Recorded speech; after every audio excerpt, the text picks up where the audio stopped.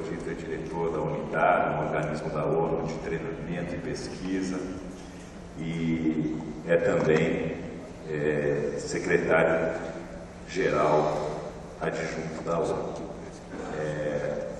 O Carlos faz parte, uma honra para nós, do Conselho Internacional do Instituto Etos, e como disse o Paulo no início, foi o idealizador da ideia desse encontro aqui nosso. E provocou isso há muito pouco tempo, e nós conseguimos, com o apoio de todas as personalidades que estão aqui convidadas, concretizar esse avanço aqui. Então, por favor, Carlos. Obrigado, Jorge. É um prazer estar aqui hoje. E eu vou começar por lembrar que Jean-Jacques Rousseau escreveu o famoso Contrato Social, mas também escreveu um outro livro muito importante, que é menos citado, que é o discurso sobre a desigualdade entre os homens.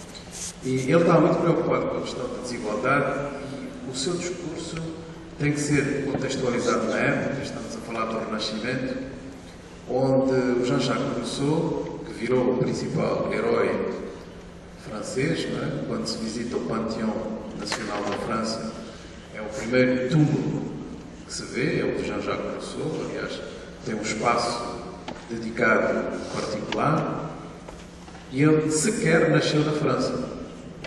Jean-Jacques Rousseau nasceu em Genebra, que era na altura uma república independente, fez parte do movimento do Renascimento, tornou-se essa referência histórica por causa das suas ideias, mas não era um cidadão francês. Jean-Jacques Rousseau tinha a característica muito particular de ser uma espécie de agente provocador, agent provocateur. Na altura, eles iam um pouco a contracorrente das ideias estabelecidas, e uma dessas ideias era de que ele achava que o Renascimento tinha trazido coisas positivas em termos de reflexão, mas que as sociedades europeias da época estavam-se a deixar tentar pela luxúria e pela desigualdade, e ele chamava isso de decadência. Essa luxúria e desigualdade era uma forma de decadência. E ele achava também que essa decadência afetava as relações que o homem, ou os homens, como se falava na época, não é? Era a linguagem da época, deveriam ter com a natureza. E chamava para uma reconectação, se nós quisermos usar essa palavra, reconectar com a natureza. Bom, tinha muito de idealista, mas também tinha muito de interessante em termos de lições para os problemas que nós estamos a enfrentar hoje. Ele falava de desigualdade cultural, nós continuamos a falar de desigualdade, não lhe chamamos cultural, chamamos de uma outra forma, mas o que é verdade é que nós estamos confrontados com um mundo em que o principal problema é, de facto, na raiz, a desigualdade, como disse o embaixador do Rei do Lago. Então, se nós virmos nessa perspectiva, podemos considerar que a Rio +20 acrescenta, soma aos debates internacionais, à evolução do multilateralismo, que aliás foi criado com essa intenção, não é, de poder trazer à discussão não só a questão da paz, mas também dos bens públicos comuns. Eu acho que esta introdução é interessante porque nós vemos 250 anos depois do contrato social, nós chegamos à conclusão de que este debate não está ultrapassado, ele é muito atual, e, portanto, a influência dos grandes filósofos, dos grandes pensadores, é isso mesmo, é estar num diálogo permanente, interpelar-nos todo o tempo, apesar de várias gerações terem refletido sobre o mesmo tema. Mas o que é verdade é que, se nós ficarmos só pela história, nós perdemos um pouco a dimensão da complexidade atual, que é uma dimensão dos 7 bilhões, já foram aqui referidos, mas é também a dimensão dos dados científicos que nós temos sobre as alterações rápidas dos sistemas generativos do nosso planeta, que fazem com que seja imparável grandes tendências que nos podem destruir em termos de qualidade de vida, independentemente das boas palavras e dos bons sentimentos que nós possamos ter. Mas eu não quero passar de jeito nenhum uma mensagem pessimista. O que eu gostaria de mencionar é que muitas das grandes ideias que fizeram o seu percurso no do sistema multilateral demoraram muito tempo para serem cristalizadas e para serem consolidadas. Vamos começar pelo exemplo da Declaração Universal dos Direitos Humanos. É uma declaração que ainda está sendo debatida nas suas duas grandes vertentes, que é a vertente dos direitos políticos e a vertente dos direitos económicos e sociais, e esse debate ainda não está terminado e provoca até às vezes conflito, como nós vimos com a crise dos cartoons sobre o profeta Maomé. Portanto, é um debate que continua aceso, polémico, controverso, polarizante. Portanto, não é de admirar que um conceito tão radical como nós transformarmos completamente a forma como fazemos a nossa vida económica seja objeto de muita disputa e seja objeto de muita polarização. Acho que é quase natural que assim aconteça. Então, o que é que a gente pode fazer sobre isso? Se eu olhar para os exemplos do multilateralismo, continuando depois do que eu mencionei da Declaração Universal, nós vemos, por exemplo, taxa Tobin, que foi aqui referida. Bom, a taxa Tobin é uma discussão que, neste momento, já tem 20 anos. E, neste momento, também é perfeitamente natural as grandes lideranças europeias falarem da taxa Tobin.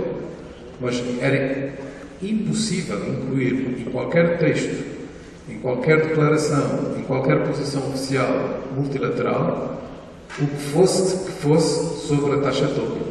E quando os proponentes da taxa Tobin falavam da taxa Tobin, falavam como um mecanismo para ajudar o desenvolvimento através de, enfim, dar uma certa previsibilidade à ajuda ao desenvolvimento. Agora fala-se da taxa Tobin completamente para outros objetivos, para estimular as economias dos países que a vão recolher e não para a ajuda ao desenvolvimento. Peguemos o exemplo, por exemplo, de um debate tão controverso como a questão do direito de proteção. O direito de proteção é um debate que começou pela via humanitária, depois chega às Nações Unidas, demora anos e anos de discussão e hoje em dia, nós vimos, por exemplo, na intervenção na Líbia, foi invocado o direito de proteção, o direito humanitário e imediatamente foi contestada a forma como foi feito. Continua a ser um debate polarizante e está sendo já, segundo alguns, pervertido dos seus objetivos fundamentais e iniciais. Então, não é de admirar que no caso do desenvolvimento sustentável seja a mesma coisa.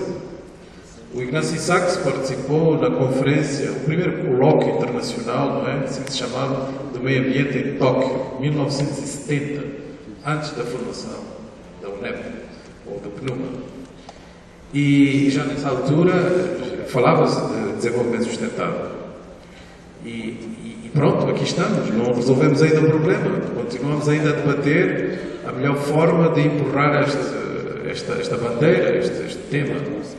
E eu acho que a Rio+20 tem que ser vista nessa perspectiva. Eu tenho estado a falar durante toda a semana de que os Objetivos de Desenvolvimento do Milénio, que hoje toda a gente fala, foram objeto de negociações muito duras, que demoraram 7 anos para conseguir 2 parágrafos numa resolução intergovernamental e que depois foram finalmente adotados só em 2010 na Conferência do Desenvolvimento Sustentável de Joanesburgo. Portanto, eu não fico admirado dos progressos não serem tão rápidos como nós queremos. Acho que faz parte um pouco do mecanismo multilateral e da forma como estas coisas se negociam. Mas agora quero, de facto, fazer uma crítica profunda, que é uma crítica, digamos, de cidadão. É de que os processos multilaterais, eles são processos baseados em governos que desempenham as suas funções soberanamente.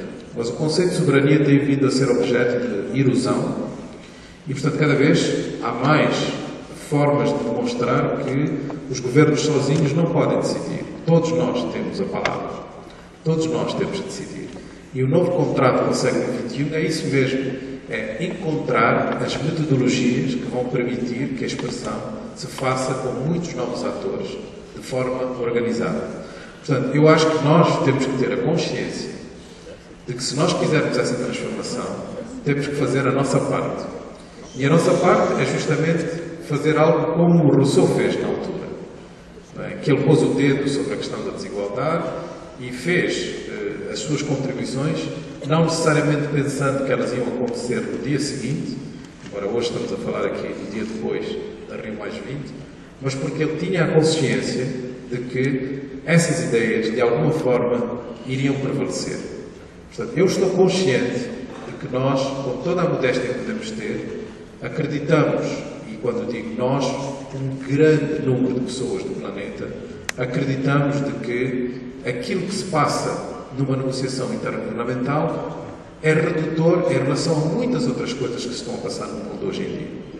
Pegamos até um exemplo como a China ou os Estados Unidos, se quisermos falar das duas maiores economias do mundo, os esforços que eles estão a fazer em matéria de questões bem ambientais, em matéria de economia verde, etc., são gigantescos. Mas ninguém quer assinar por baixo, porque ninguém quer entrar num compromisso que depois vai justamente prejudicar as suas possibilidades de espaço de negociação. Portanto, com essa consciência, nós podemos então dizer, nós temos que empurrar tudo o que nós pudermos empurrar para abrir o espaço e para aumentar as janelas de oportunidade. Muito obrigado.